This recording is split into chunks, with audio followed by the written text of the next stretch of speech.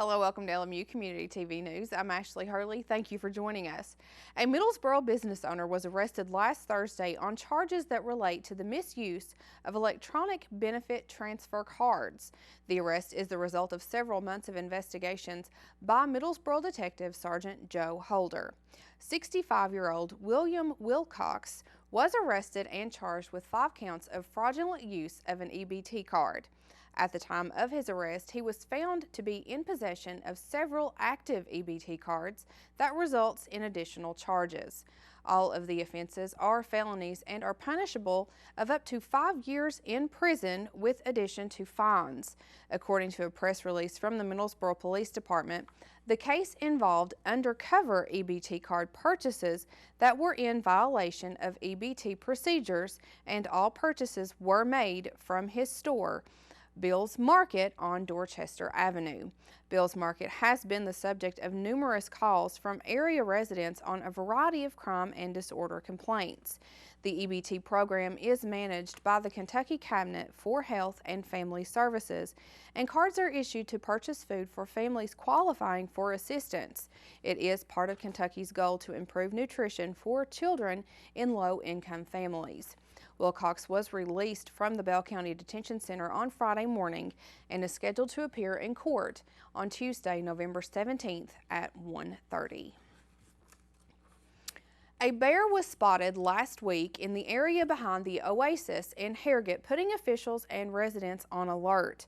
The black bear is described as a medium-sized adult bear and weighs between 250 to 300 pounds, according to the Tennessee Wildlife Resources Agency. Officials with the Claiborne County Sheriff's Office, and that does include Sheriff David Ray and TWRA Officer Michael Cavins and Tennessee Highway Patrol Trooper Bobby Brooks, were in the area watching for the bear.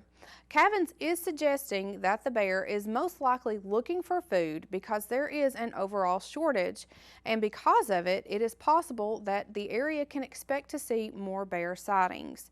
He, along with park rangers at the Cumberland Gap National Historical Park, remind residents to make sure that your garbage and outdoor pet food are properly stored and put away. If you spot a bear locally, they are asking that you call 911. Last Thursday, I had the privilege to be in attendance at the annual Mission of Hope banquet celebrating 20 years of loving God by serving others and sharing the hope in Appalachia. The night included introductions from WBIR anchor Russell Biven, Mission of Hope Executive Director Emmett Thompson, and stories from the Faces of Hope. The annual banquet is a launching point for the annual food, clothing, and toy collection drive that will begin on November 20th and run through December 7th. Lincoln Memorial University will serve as a barrel collection location for the Mission of Hope 2015 Christmas Drive. The Christmas Drive will focus on the collection of new toys, clothing, non-perishable food items, and full-size hygiene products. LMU is asking for the community to also bring the donations to the annual tree lighting and Knoxville Symphony Chamber Orchestra concert that will take place this year on Thursday, December 3rd. They are celebrating their 20th year with the Mission of Hope with their Christmas campaign, as it aims to help over 18,000 children and their families in Southeast Kentucky, Northeast Tennessee, and Southwest Virginia. It will include food and new clothing and toys. Now, for more information about Mission of Hope, you can contact their office at 865-694-HOPE, which is 4673, or you can email info@missionofhope.org or visit their website at www.missionofhope.org. Servolution Health Services wants to extend a thank you to all of the volunteers who came out and helped with the 3rd annual Telefest that happened this past Saturday. This year, the event included a fall festival on site at Servolution. Although the weather did not cooperate like they would have liked it to, the community members still came out and enjoyed food, live music, games, and hay rides, along with crafts and a silent auction. The annual event goes to raising funds for building expenses, equipment, healthcare providers, and any other items that may be needed. The event was telecast live right here at LMU Community TV on Vive Broadband's channels 4 and 24 and on Sunset Digital channel 19. At the end of the day, the Telefest brought in half of the goal, but they are still asking for donations to continue to reach their goal of $50,000. If you would like to donate, you can send a check in to Servolution Health Services at 245 Powell Valley School Lane, Speedwell, Tennessee 37870. Also, a thank you goes out to all of those who made a donation already and who came out to support the Telefest. Well, coming up after the break, we are going to introduce you to the latest furry friend from the Claiborne Animal Shelter in this week's Pet of the Week segment, so be sure you keep it right here on LMU Community TV News.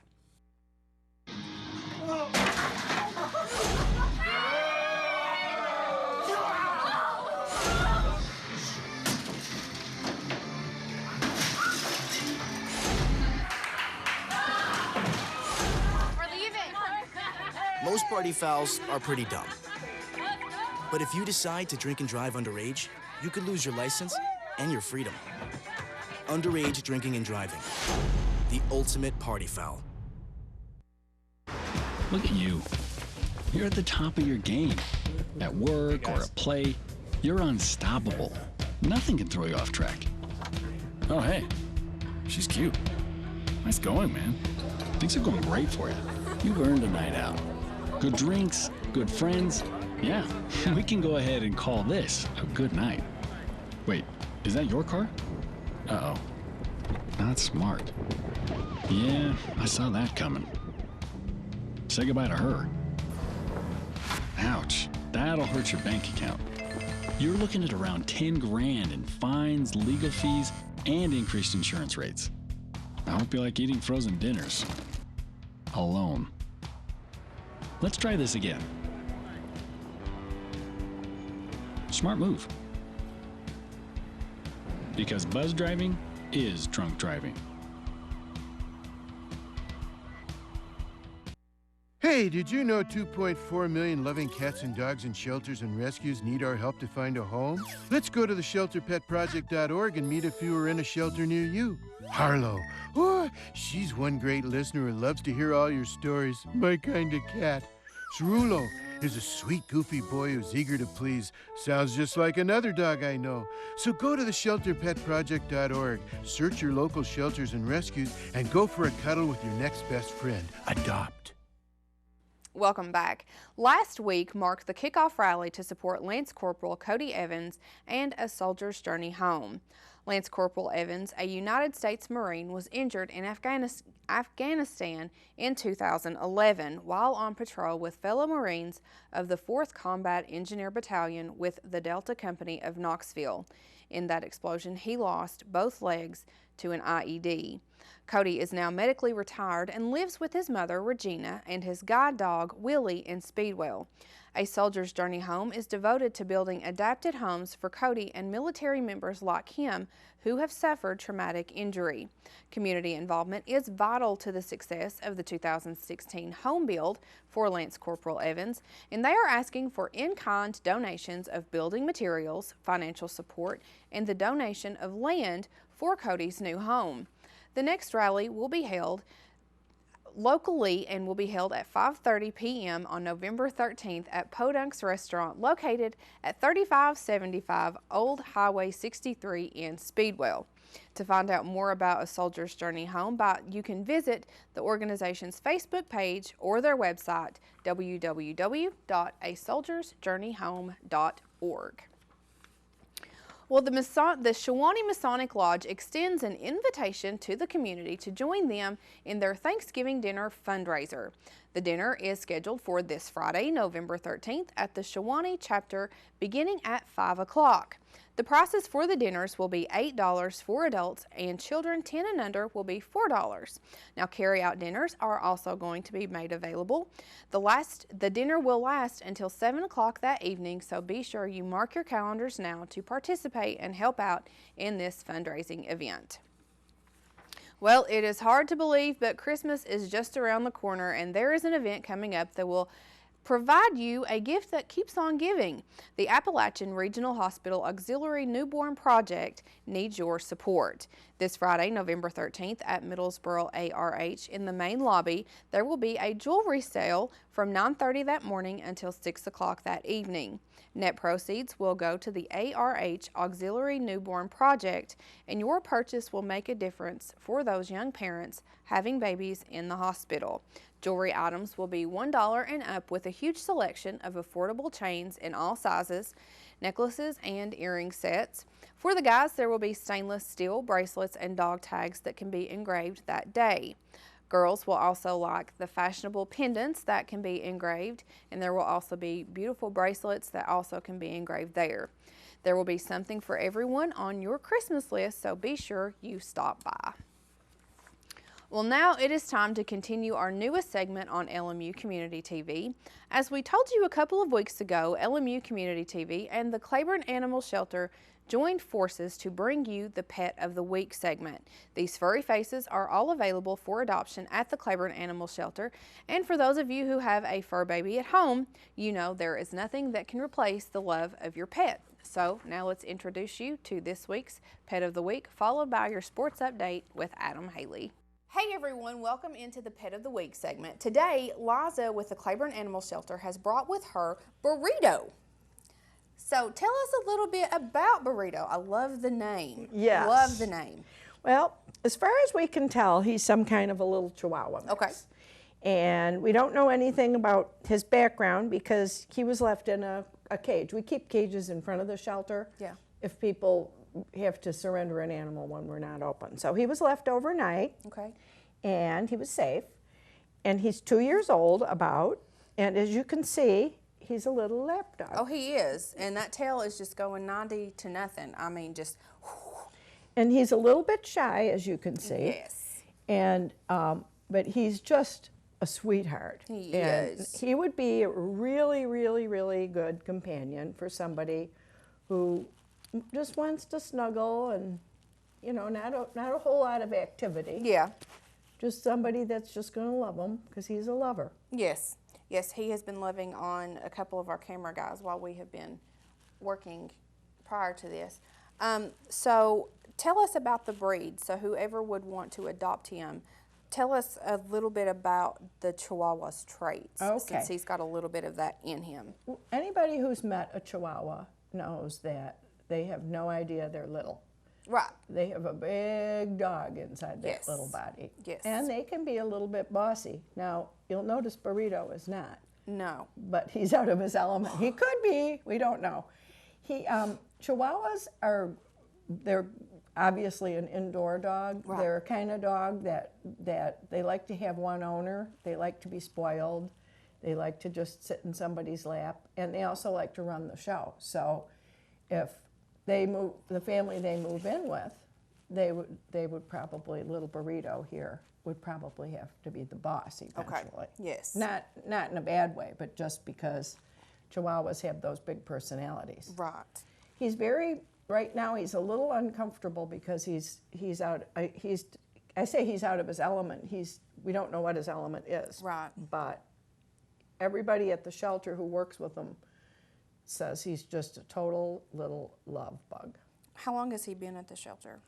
We've had him approximately 2 weeks. Okay. So, and he was just moved. He was in one of our stainless cages, and he just got moved into a kennel. And when you walk by, he'll be like, "Whoa, this place is really big. Yeah. I don't know what to do with it." And so he'll act a little skittish. Okay. If people come in to meet him, Okay. he'll seem a little skittish. But as you can see, once he hits a lap, Right. it's all that skittishness goes right away, and he just turns into Mr. I love it here. All right, so tell everyone if they want to make Burrito a part of their family, how they would go about doing that. They would either come to the shelter to meet him and bring their whole family to make sure he Right. gets along with other family members. Right. We do have an adoption application online at our website, claiborneanimalshelter.com. People need to know that we do check a vet reference. That's a very important part of the check to make sure that they've kept their other pets up to date on shots and Right. cared for them.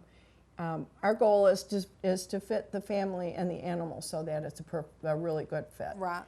I would suggest bringing family members, other pets in to meet him. He gets along with other dogs. Yes. But just to make sure everybody is a good fit. But just look at even since we've been sitting there, how he's just, all of a sudden, he's not in the least bit shy or uncomfortable. He's like, okay, this is the way life should be. Yep, there you go.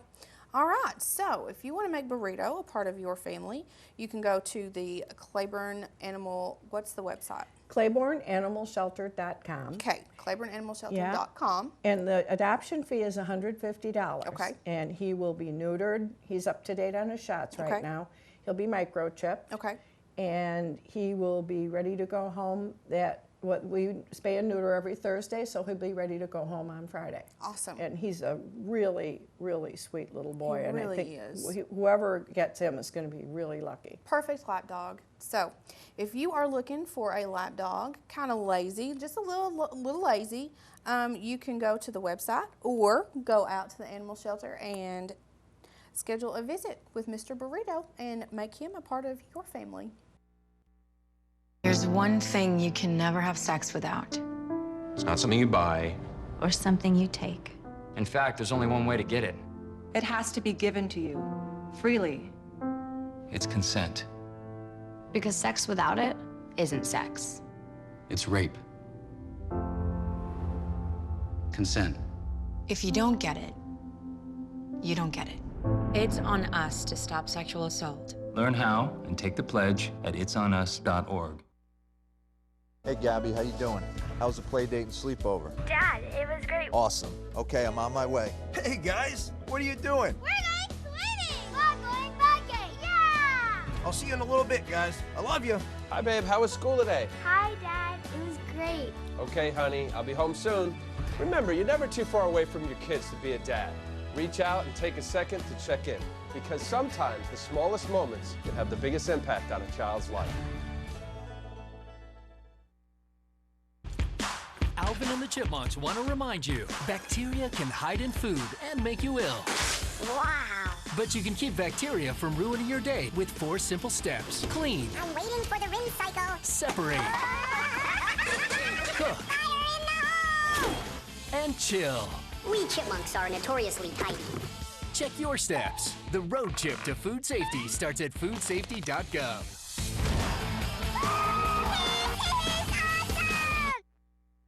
There are 16 million children struggling with hunger in America. That's 1 in 5 daughters, sons, neighbors, and classmates who don't know where their next meal is coming from. Yet billions of pounds of good food go to waste every year. It's time we do something about it. Feeding America is a nationwide network of food banks that helps provide meals to millions of kids and families in need. Visit feedingamerica.org to help them feed even more. Together, we can solve hunger. Together, we're feeding America. Welcome back. The LMU volleyball team spent the weekend in the Palmetto State for 2 conference matchups. On Friday, they were in Anderson, South Carolina to take on the Trojans of Anderson University. The game started off with a 2-hour delay because of the referees having travel issues. Once it got started, the fans in attendance got their money's worth. The 2 teams traded the first 4 sets, with LMU winning set 1, 25-19, Anderson winning set 2, 25-14, LMU winning set 3, 25-16, and Anderson winning set 4, 25-16 to force a 5th and deciding set. The Trojans started the 5th set on a 5-2 run before LMU raced back with a 13-4 run to finish off Anderson 15-9 and to win the match 3-2. Kira Holland led LMU with 18 kills, while Abby Cash added another 43 assists. On Saturday, the ladies moved over to Newberry, South Carolina to take on the Wolves of Newberry College. LMU was strong on the day, hitting 243 for the match, but couldn't pull off any of the close battles. Newberry finished set 1 25-23, set 2 25-21, and set 3 27-25 to win the match 3-0. Danielle Gadd and Liz Brock led LMU with 9 kills apiece, but the ladies fell to 13-13 overall and 10-10 in the conference, which puts them in 6th in the standings, a half game back of Queens.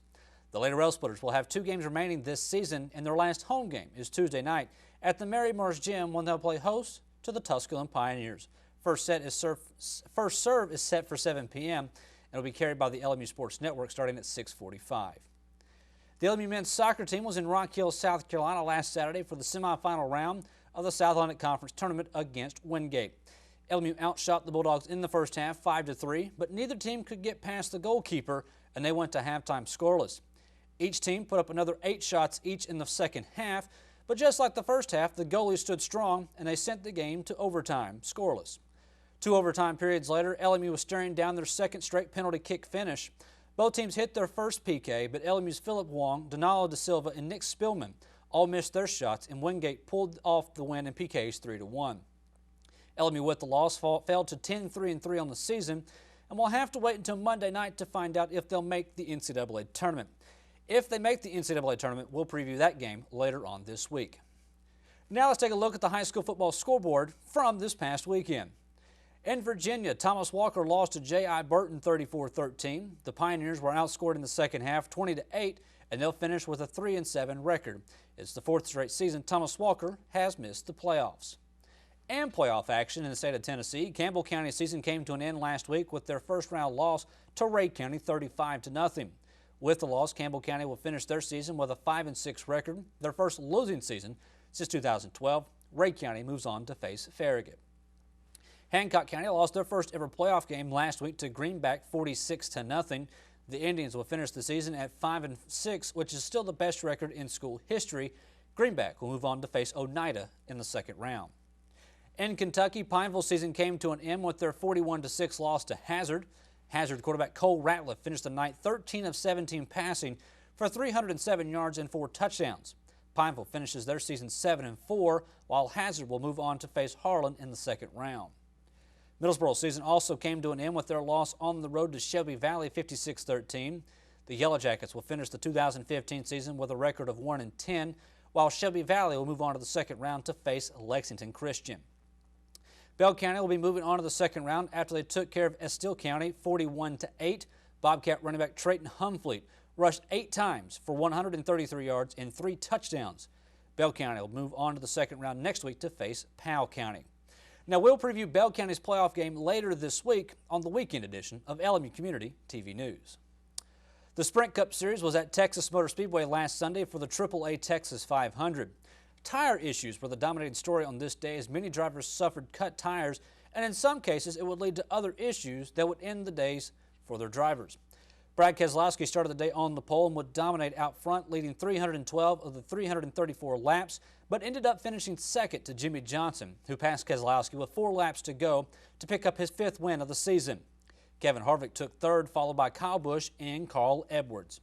The Sprint Cup Series will move west to Phoenix next week as the final round of the elimination round.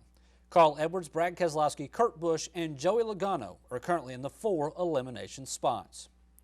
Now that's all for sports, but stay tuned after the break as Joseph Lewis will let us know who won the weekend battle between Charlie Brown and James Bond when he brings you the box office report when we return here on LMU Community TV News.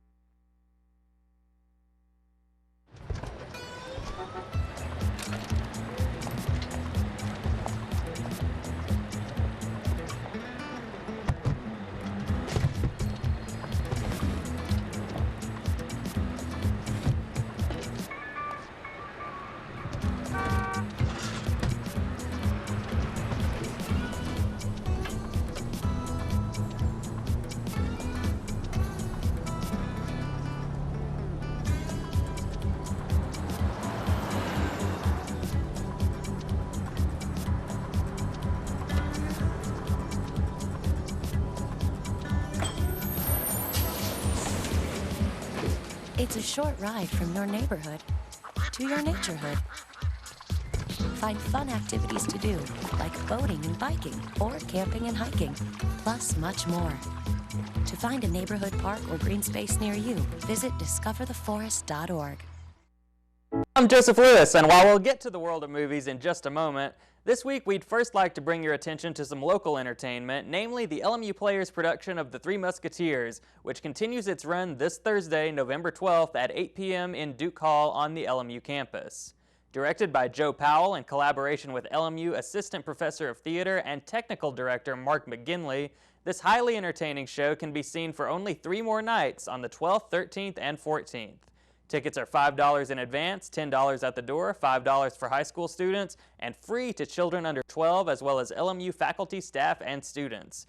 For advance tickets, you may call 423-869-6203. Moving on to Hollywood, tops at the box office this weekend were led by the hotly anticipated 24th installment in the James Bond franchise, Spectre, which totaled a considerable $73 million in its debut. Following at number 2 was the weekend's other major newcomer, the Peanuts movie, with Charles Schulz's gang of good-natured misfits leading the film to a solid $45 million opening weekend. And rounding out the top 3 was last month's highly profitable sci-fi saga The Martian, adding $9 million onto its now $197 million domestic gross, and officially making it Ridley Scott's highest-grossing movie of all time. Though several sure-to-be blockbusters are lined up for the next few weeks, the month of November is also littered with smaller movies making an awards run, many of which have already begun playing in select cities. In an effort to preview these often very interesting prestige pictures, let's take a look at 5 titles from this weekend that, despite placing low on the box office charts, were nonetheless greeted by high per-screen averages. The weekend's biggest success was Suffragette, a mostly fictionalized account of the early feminist movement in London that stars Carey Mulligan as Maud Watts, an activist who reluctantly leads a dangerous battle with Parliament to secure for women the right to vote. Helena Bonham Carter and Meryl Streep co-star alongside Brendan Gleeson and Spectre's Ben Whishaw, while Sarah Gavron directs the film. Jumping from newsworthy events to their coverage by the media, Truth stars Robert Redford and Cate Blanchett as journalist Dan Rather and news producer Mary Mapes, respectively, and details the controversy surrounding their critical report concerning President George W. Bush in the fall of 2004. Zodiac writer James Vanderbilt directs and adapts the screenplay from Mary Mapes' memoir, and the supporting cast includes Topher Grace, Dennis Quaid, Elizabeth Moss, and Bruce Greenwood. Sticking with the newsroom, albeit of a different sort, is Spotlight, the true story of the Boston Globe's Spotlight team, a group of investigative journalists responsible for bringing to light the local Catholic Archdiocese cover-up of child molestation within the church in 2002. Thomas McCarthy, previously responsible for the winning dramas The Station Agent and The Visitor, directs and co-writes the film, while the cast is stacked with big names including Mark Ruffalo, Michael Keaton, Rachel McAdams, Liev Schreiber, Stanley Tucci, and Mad Men's John Slattery. Moving slightly east, the period drama Brooklyn stars Atonement's Saoirse Ronan as a young Irish immigrant in the 1950s who finds herself torn between her country of birth and her newfound home after falling in love with an American. John Crowley directs, and High Fidelity's Nick Hornby adapts the screenplay from Comtois Ben's novel of the same name, while Domhnall Gleeson, Jim Broadbent, and Jessica Perret co-star. Lastly, heading west, but staying within the realm of biography, is Trumbo, in which Bryan Cranston stars as Hollywood screenwriter Dalton Trumbo, who in 1947 was blacklisted along with many other writers, filmmakers, and performers for refusing to defend themselves against communist allegations. Boardwalk Empire's Michael Stuhlbarg co-stars as actor Edward G. Robinson, leading a huge supporting cast including Helen Mirren, John Goodman, Louis C.K., Elle Fanning, and many others, while Jay Roach, well known for his work in political comedies, directs the film. The continued accessibility of these 5 titles will vary based on their critical reception and financial success, so if viewers should take an interest in any one of them, searching out their nearest venue is definitely recommended. That's all for today in the world of movies. I'm Joseph Lewis. Well, that's going to be it for the news, but before we go ahead and tell us about tomorrow night. Tomorrow night, Tuesday night, over at the Mary Mars Gymnasium, the LMU volleyball team will finish off their home season, and they'll be playing host to the Tusculum College Pioneers. Again, first serve set for 7 o'clock. Come on out to Mary Mars. I will tell you, you'll have a fun time cheering on the Lady Rail Splitters. If you can't make it, though, LMU Community TV Sports, the LMU Sports Network, will have it starting at 6:45 tomorrow evening. All right, so come out and join them. So we will see you on Thursday. Sounds good. I'm Adam Haley. For everyone here at LMU Community TV, I'm Ashley Hurley, and we will see you on Thursday.